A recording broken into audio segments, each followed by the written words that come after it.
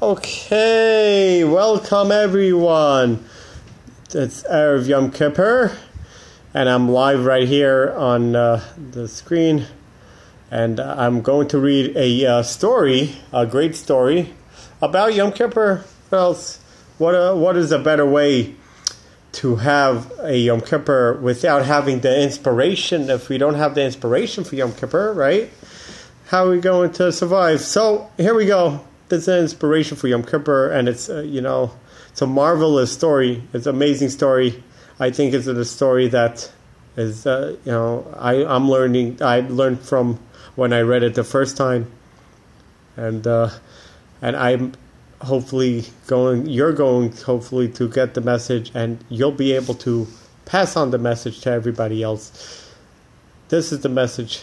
It was Yom Kippur on the Lower East Side of Manhattan when the kapishnitzer rebbe and his Hasidim were walking to shul for davening, and they were passing in front of a Goyish bar, and the rebbe noticed a Yiddish man, a Yiddish person standing there, and he was eating.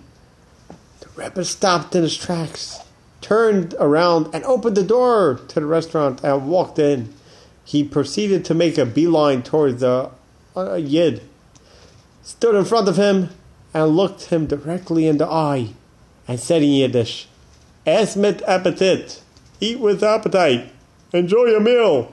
He then left back onto his path to shul for Yom Kippur davening. The Rebbe's Hasidim were wondering, what did you do? And they asked the Rebbe, "What's going on, Rebbe? Please explain this to us. So what was this about?"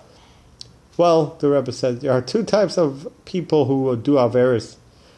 There's those that do it on purpose, and they're willing to rebel against Hashem, and they do it on purpose because I know better.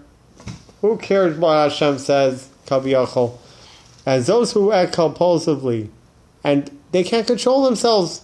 So the people who can't control themselves, right, it's not such a big avera because it's an avera. It's still a big avera, but it's not as big as saying, I'm going to do it b'davka because Hashem said not to. And it is a small avera because it's a desire. And, every person has a desire. Every person has a yetzer hara in them.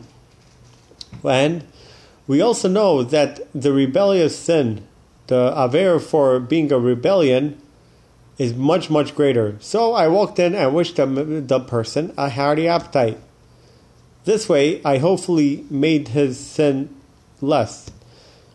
A lot of interpersonal sins that we need to atone for would not be on our list of sins if we had at least a percentage of love for our Yidden, just like the Rebbe did. Let us use our imagination to find ways to benefit our Yiddish brothers and sisters. This is what we learn from this. To benefit our brothers and sisters, we should all be zeicha that this Yom Kippur, the averos are going to be washed out, and may Hashem bring the Geula. I'm wishing everyone have an inspiring, easy fast, and may this be the last Yom Kippur in Gullus. Have a great fast, everybody.